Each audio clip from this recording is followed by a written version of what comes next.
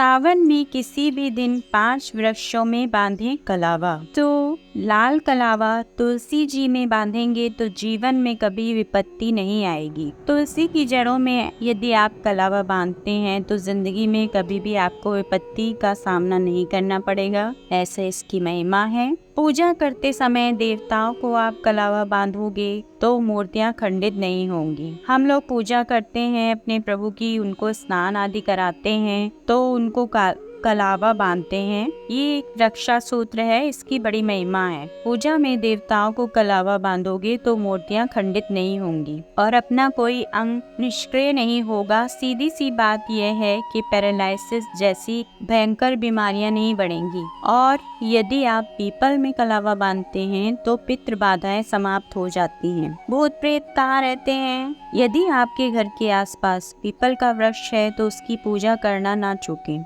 जिस पीपल की पूजा नहीं होती है उस पर भूत प्रेतों का वास हो जाता है और जिस पीपल की पूजा होती है उस पर देवी देवता रहते हैं। ऐसा परम पुराण अस्वस्थ महीना में वर्णन किया गया है। इसलिए घर के आसपास पीपल है तो उसकी पूजा अवश्य करें। यदि आपकी बाउंड्री में या गमले के आसपास पीपल उगाया है तो उसकी पूजा आप कर सकते हैं तो जरूर करें, नहीं तो भूत प्रेत आकर के उस पे अपना डेरा जमा लेंगे। यदि आप उस वृक्ष की पूजा कर सकें जो बाउंड्री के अंदर है तो बड़ा ही शुभ होगा। जब उस पर फिर देवताओं का वास हो जाएगा। पर देखना यह है कि आप पूजा कर पाते हो या नहीं। यदि उस पीपल की पूजा हो जाएगी तो संपूर्ण देव उसमें रहते हैं। यदि पीपल की पूजा नहीं हुई तो उस पर भूत प्रेतों का वास होता है, ऐसा ग्रंथों में वर्णन है। तो सावन के महीने में एक रविवार को छोड़ करके पीपल की पिंडी से आप कलावा बांधिएगा। इससे पितृ बाधाएं समाप्त हो जाएंगी और घर में बरकत होगी। घर के सदस्यों को गलत स्वप्न नहीं आएंगे, घर में समृद्धि बढ़ेगी, अकाल मौतें नहीं होंगी। ये पीपल देव की महिमा है। शमी के वृक्ष पर यदि कलावा बांधने से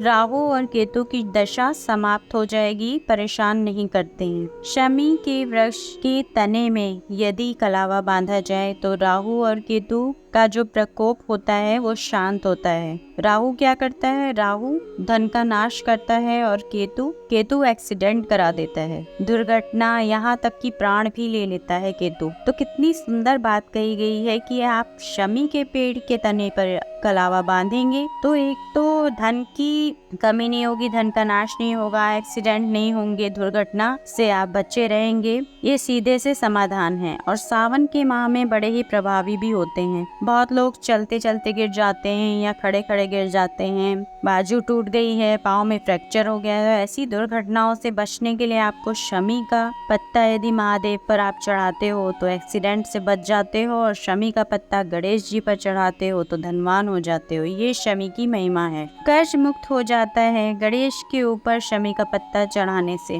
अकाल मौत टल जाती है। शमी का पत्ता महादेव पर चढ़ाते हैं। ना कलावा चढ़ाएं जितनी कि आपकी शरीर की लंबाई है। ऐसा नहीं कि कलावा नीचे से ऊपर से नीचे नापे, पहले कोई रस्सी ले लीजिए, उससे नाप लें कितना है, उसके बाद उतना कलावा तोड़ लें, फिर उसको उसके तने से बांध लें। तो शमी के वृक्ष पर यदि आप कलावा बांधोगे तो राहु प्रसन्न होगा, धन का नाश नहीं होगा और केतु प्रसन्न होगा, तो एक्सीडेंट नहीं होंगे, दुर्घटनाएं नहीं घटेंगी। अब अगली बात ये है कि यदि केले की जड़ में आप उसके तने में कलावा बांधेंगे तो बहुओं का झगड़ा समाप्त हो जाएगा। कितना भी धन है आपके पास पर घर में कलह बनी हुई है, 4 बेटे हैं, 4 बहुएं, इतना नरक बना दिया है घर को, जीना दुश्वार हो गया है। कभी बूढ़ी माताएं मरने का सोचने लगती हैं, इतना दुखी हो जाती हैं अपने जीवन से।